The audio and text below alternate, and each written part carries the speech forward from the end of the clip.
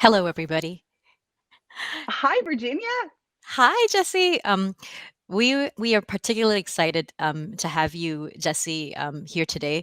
In fact, I think my team, scored a collective cheer when we said we managed to get you to agree to speak at She Loves Tech 2021. As all of you may know, I think Jesse was the writer of a Medium article earlier this year, which went viral all over the internet, aptly titled "Investing in Women is Not a Fucking Charity." So we're delighted to have you here. Couldn't agree more. Jesse, you were the first solo female general partner of a VC fund in the LA area, and you're Mhm, also a fourth generation venture capitalist, which is very very mhm. rare in an industry which in many parts of the world is actually still very nascent. Did you ever feel pressure? Being a next gen of a venture capitalist family who essentially built up the venture capital industry, and did your family expect you to carry on that legacy? First of all, Virginia, thank you so much for having me here. And I'm so grateful for everything you're doing with She Loves Tech. I think that this is so incredibly important. Female founders are so important. We really need to promote them. They're creating incredible businesses. So I'm so grateful to be here. Thank you for having me. Yeah, I never felt pressure. I actually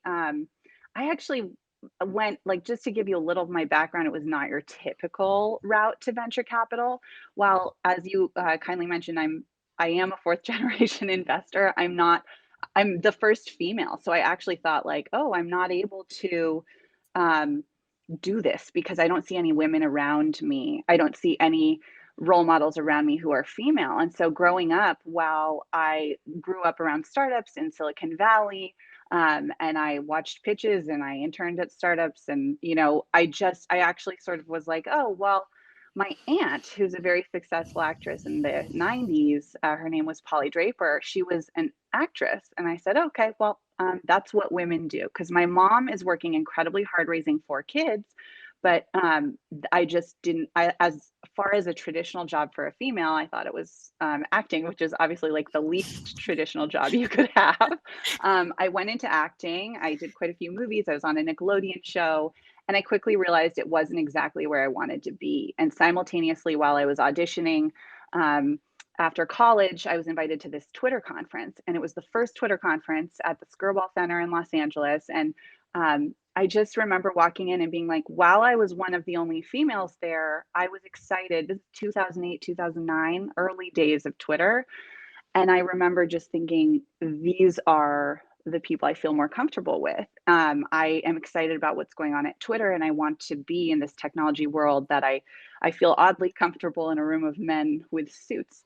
And so I actually ended up combining these two worlds of entertainment and technology. And I created the first tech talk show, which is almost unbelievable now, but truly there were none. And I had Eric Schmidt, the former CEO of Google, on, and nobody cared. So I know there were none because it was like before people were excited about these things.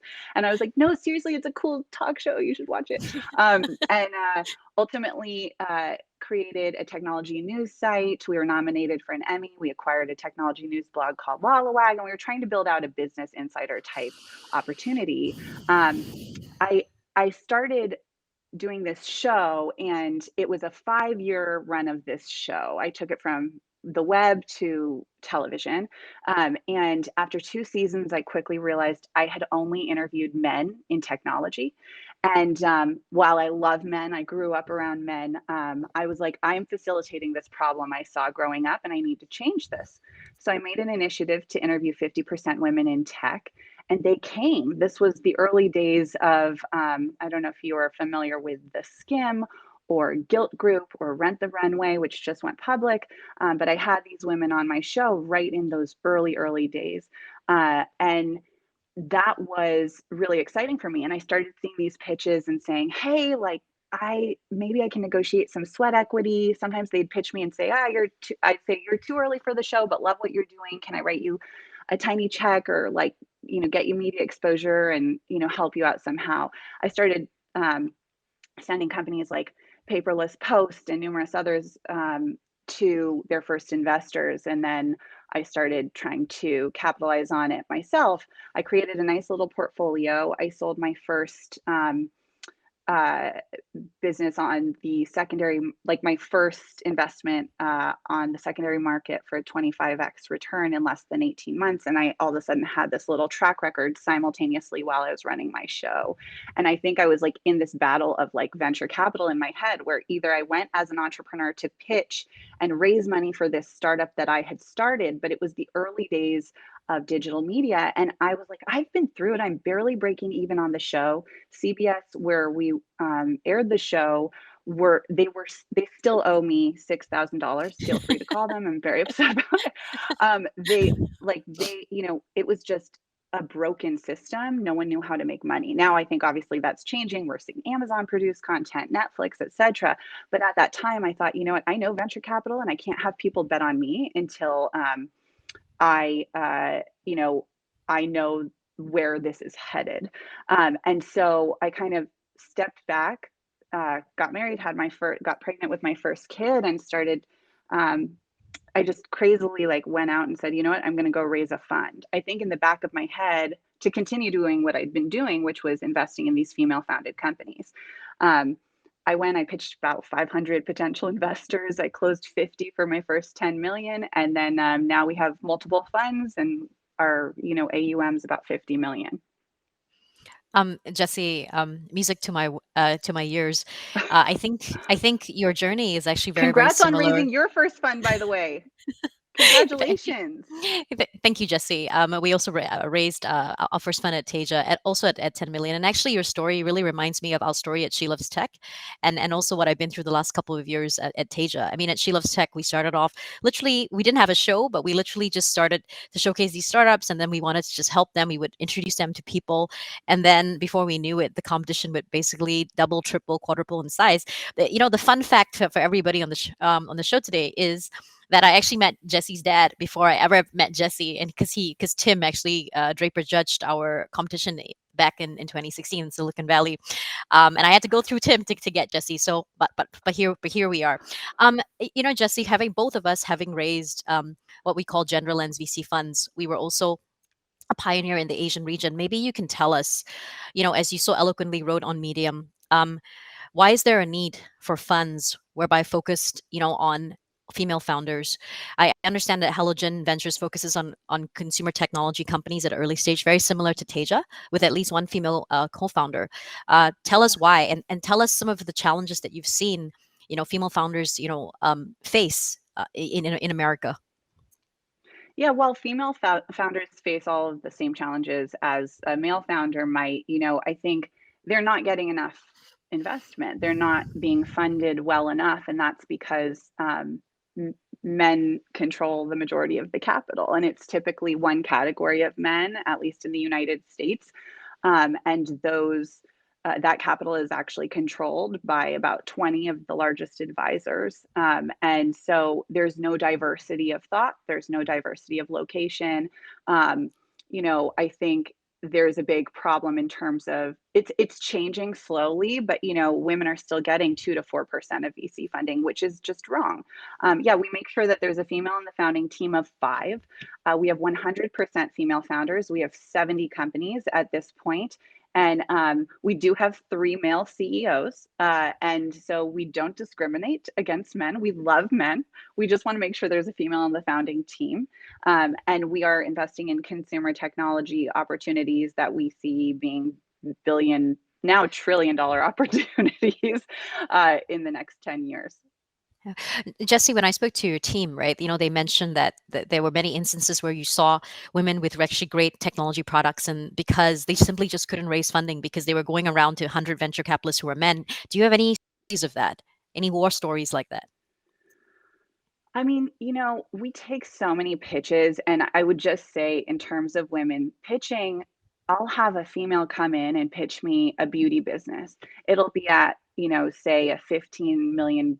Okay, first I'll have a guy come in and pitch me a beauty business. It'll be at a $15 million valuation. Okay, he'll come in, no deck. He will. How many men are watching this? Because I love men, just for the record. I just like, this is fascinating to me. He comes in, no deck. Yeah, it's a beauty business. No, we don't have a product yet. But like, we've already raised like, $7 million just like by the snap of our fingers, and it's going to be great. And I'm like, I don't even know what I'm investing in. What is this? Like, you're at a $15 million valuation based on what? And so then I like literally this one day I had this guy pitch me a beauty business at a 15. And then I had this woman come in right after him, and she's like, I've never raised any money before. We're running a beauty business. It's you know, it's at a $7 million valuation. We're bootstrapped. We are doing 4 million in revenue. And I'm sorry, because we've never raised funding. I know it's not a lot. And I was like sitting there being like, I feel like this is I I I I criminal. Like, this is a I steal. understand, Jesse. I understand, This is Jesse. a steal. I And see I it. think women need to ask for more. And then she's raising $1 million or something, and she's not even thinking, oh, I'm going to need more. Something else I would say in terms of women is I say we need a bigger miscellaneous category. We say we're very reasonable human beings. We're like, I only need $500,000 to get to this place. But what if COVID happens? What if your manufacturer shuts down? What if something else happens? Go raise 3 million and get yourself off the ground. I think that's something is like women need to ask for more. Obviously, that's around employment as well, and just any kind of traditional job in general. I look at VC as like the Wild West and very non-traditional. But I think that that's something, just making sure they're asking for more, raising enough. I mean, even my companies that are hardware, with female founders, they're always like, I'm just going to raise 1 million. I'm like, hardware, like, let's raise 20 actually, because like you need more. We need R&D. We need, it's expensive to get it off the ground. It's expensive to get the products going. I completely feel you. I invest in both male and female founders. Our portfolio is about, I think, almost 70% female founders and CEOs, by the way. But I Great. noticed that, and I'm always consistently trying to push them not just towards monetization, but also to really, really invest in growth. So I feel you. Jesse, the point that resonated with so many of us across the world was when you talked about your experience in medium fundraising, for your fund, and I think that really hit a raw note in a lot of us, just that many of us have not spoken out. Can you tell us a bit more about your fundraising journey? Whether it was your maiden fund, or how that has changed for you now you're raising subsequent funds. Yeah, thank you for saying the full title of the article. I'm so sorry that you swore. I'm sorry I swore, but this I'm not article took sorry. this article took me by surprise. If any of you just joined us, it's called "Investing in Women Isn't a Fucking Charity." And again, I'm sorry I swore, but this article, I wrote it out of a moment of frustration. Honestly, I was And like we could feel that. about to go out for my second fund, and I was like, why is everyone putting me in the charity bucket? Like, I'm going to make enormous returns. Why do people keep equating investing in women to charity? And it was incredibly frustrating to me. And then because I was pitching a lot of, this wasn't like your traditional VC fund that people were seeing. I went to a pension fund in the middle of the country somewhere, and they literally like spat their coffee out at me and were like, when I opened my deck, first of all, they had called me and called me in. I flew to the middle of the country somewhere, or the United States. Obviously, this is very international. So my country, like United States, flew to the middle of the country to meet them. And then when I put up my deck and I had this little, oh yeah, like we invest in female founders, they said, why? Why would you do that? That's such a small opportunity. What are you talking about? And I'm like, oh, okay, I'm starting at the beginning here. So actually, women raise half as much capital and they double the return a year earlier. So actually, it's a really great underrepresented investment, and you'll have outsized returns because it's an underrepresented investment opportunity. And then I just remember thinking, in terms of men, we need men. It's incredibly important. I get silly questions, and I don't know if you feel this way, but I get silly questions like, what if a man works there? I'm like, so we're building billion-dollar businesses. So I hope eventually thousands of men work there, as well as thousands of women. But at this particular meeting with the pension fund, um, this man was just making me feel like this big. And then this younger guy came in. He was probably 27. He was an associate, and he came in and he said, oh, like, my wife my wife uses this business. Oh yeah, like I know this business too. And I was so grateful to him. I actually feel, and then people started paying attention and they were like, oh, these are good businesses. You can invest in women and have great opportunities. Wow. And so I think that was something I keep thinking about, the next generation of men. It's so incredibly important that they are empowered. I have three sons, and they are going to be super empowered feminists. And I think it's really important that we remember to, like, we need men and they need to invest in women, invest in equality, invest in diversity. And we just need to kind of like shake it up right now. Yeah, I mean, Jesse, I feel you, and I remember when I first started raising for Teja, I think a lot of people just didn't get the thesis. That was the elephant in the room. The elephant in the room was the fact that they felt that investing in women was a limitation of some kind versus an opportunity. But the interesting Yeah. thing, Jesse, is that I actually see in the last 2 years things have changed. Things really changed. At least for us in Asia, a lot of my investors coming to us now are men and young men. Yeah. And a lot of that is private capital. Let's talk a little bit more about institutions, because I think many of us have not necessarily raised from institutions. Mhm. How do you see institutions? How are institutional investors really perceiving both women-led funds, or funds focused on women? Are they are more endowments, are more sovereign wealth funds now investing in women? Jesse, in your fundraising journey. So I'm sitting here, I'm like, how transparent should I be? First of all, let's talk about institutions. They're broken. The whole thing is broken. These 20 advisors manage the majority of the capital in the entire world. It doesn't make any sense. We need to like blow it up. The majority of them are managing $150 billion at a time and investing in the same funds. Yes, we have some institutional money. We have some really innovative, incredible institutional money from PE funds, from fund of funds. But what happens is when you approach the funds and fund of funds and endowments, they're like, well, we're already invested in Sequoia and in Dreesen and all of the traditional venture capital funds that have existed for years and years, and are, frankly, they're not even venture funds anymore. They're PE funds. They're much later stage because they're managing billions of dollars.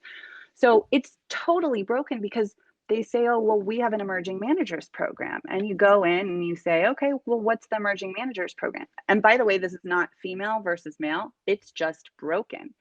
And the emerging managers program, you go, you It's sit $100 down with million all of dollar them. fund. Yeah, they say, oh, well, it has to be 100 to $200 million fund. Some say 250. We can only own 30%. We can only own, like it's just like it's just the hoops are ridiculous. But they say we need to get to know you for 5 to 10 years. And I say, oh, okay, cool. I'm not going to need you in 5 to 10 years. Like I will already have my LP base by then. So something needs to change there. We need more innovative fund of funds that are for emerging managers.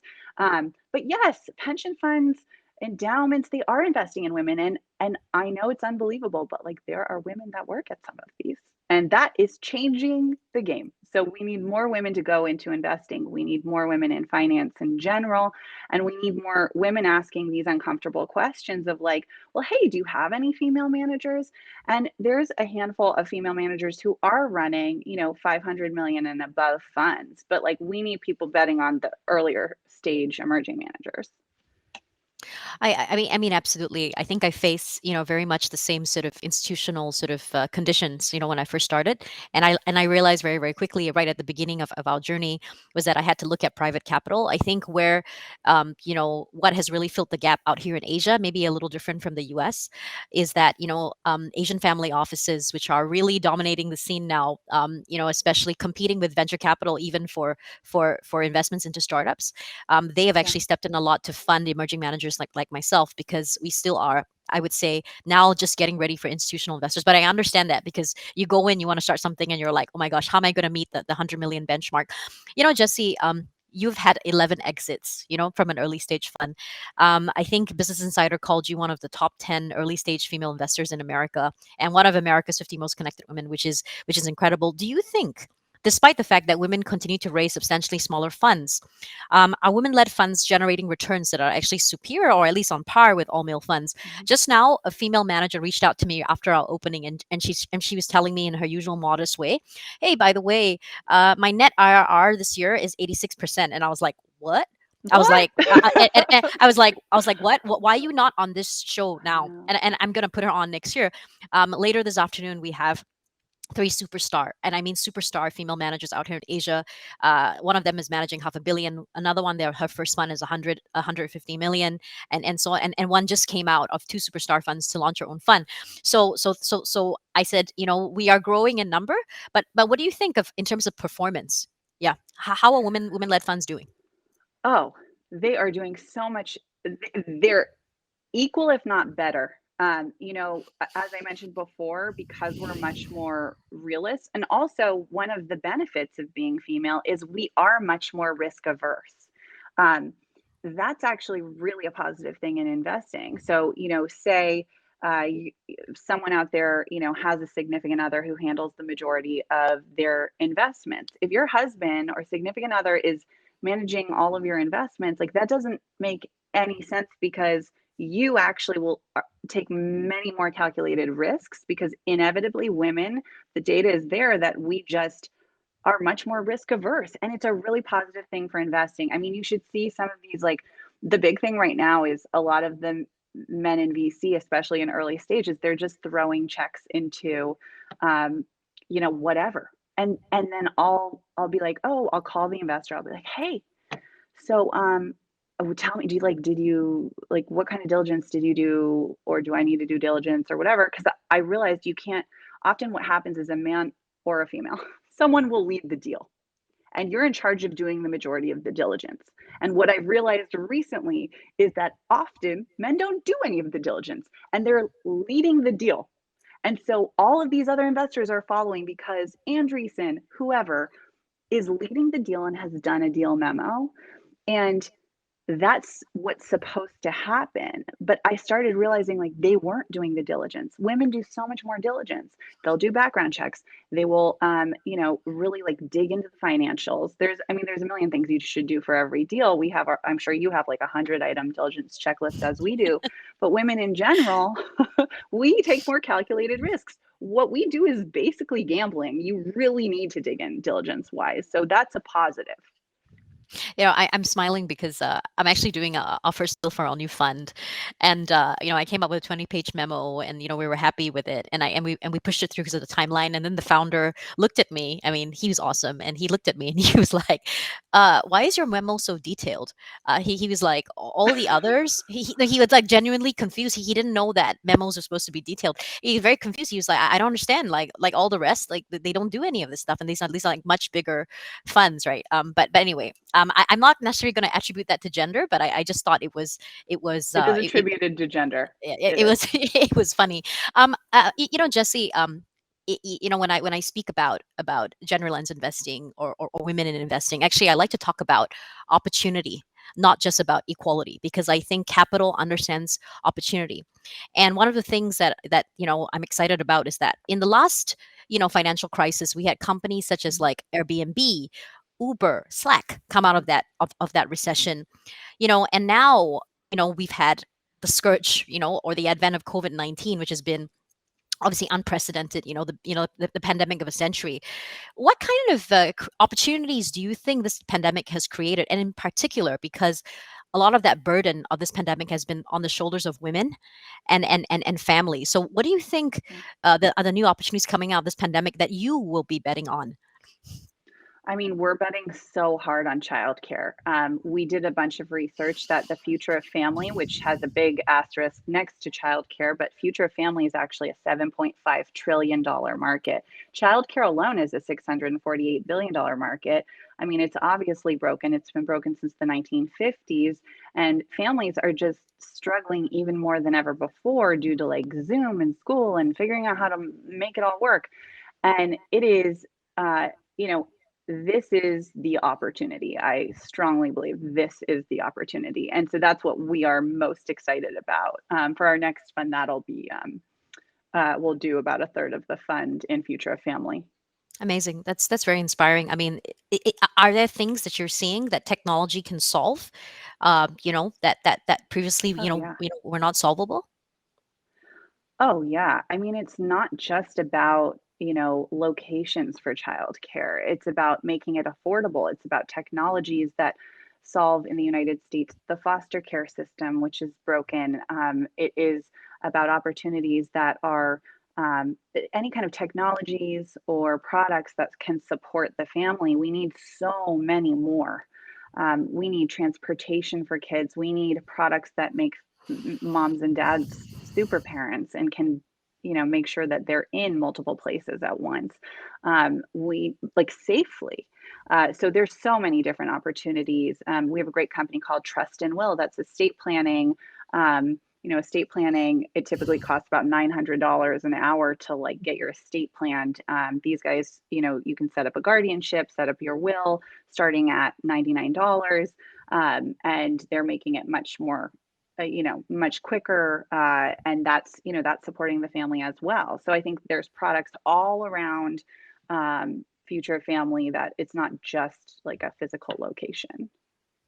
Absolutely. I think out here in Asia, with with COVID-19, I think we've seen digital health, Yeah. accelerate in a way that that we've never seen before. And a huge part of that is actually elder care and mental health and anything, Yeah. which is I think telemedicine was already there before, but it's taken off in a completely different way. But I think Yeah. I'm with you. I think the care economy is something chronically underfunded. We've seen fintech, take off as well. The last Oh yeah. literally, the last year, and I think the U.S. is leading the way. A final question for me, Jesse, because I think we're venture capitalists, but we're people first, right? And I think, Right. Jesse, apart from you being a woman, but being a mother of three and three boys, how do you, is the lens of a mother, like, does that inspire you in terms of how you approach investing? How has that changed since you've become a mother? Well, I realized that as a woman and as a mother, first of all, I hope that you ask every man on this that same question, because there are so many great dads out there. And right now, we need to make it really clear that this is a 50-50 partnership. But I think as a woman and a mother, I think what drives me is like, I have to change this for women and mothers. I think, and fathers, it's not working. The care economy has such an enormous opportunity, as we were just discussing. And like I think I'm trying to be much more outspoken about it, because I'm struggling with it. So many people are struggling. I mean, I have 3 kids. Like I figure it out. Like I'm working all day, I'm juggling the kids. Sometimes the nanny cancels, I deal with all the same problems. And I think that we need to just kind of figure out a new system. Yeah. And Jesse, I think, for me, problems are often opportunities. And I actually Yeah, think that, agreed. in and I would say 5 to 10 years time, all of these opportunities which are actually coming out of problems caused by this pandemic are going to be some of these billion or even trillion-dollar opportunities, Yeah. which and I think. Oh, I see someone in the chat saying Procter and Gamble. Yes, we sold a company to Procter and Gamble. We sold a company to Twitter. We sold a company to Walmart. So these are big opportunities. This is not, small beans here. Absolutely, Jesse. And so Jesse, I think that's all the time we have for today. We've absolutely loved having you. Thank you for being a voice, for us all, for women in technology, for women who want to start a career in investing. We have a global audience today, and we hope here at She Loves Tech we can do more with you at Halogen going forwards. So thank you so much again for being here with I us would love today. to do, thank you. I would love to do more with you. And for all of the women out there listening, if you are an entrepreneur or an investor, make sure you're putting your money to work and you're being thoughtful about it. And make sure that the businesses that you're investing in, and even just the opportunities, whether it's the stock market, real estate, or crypto, you're supporting women. Make sure you're putting money towards that, and don't be afraid to make an investment. Take risk with your money. Big risk equals big reward. Thank you, Jesse. Thank you. Love having you.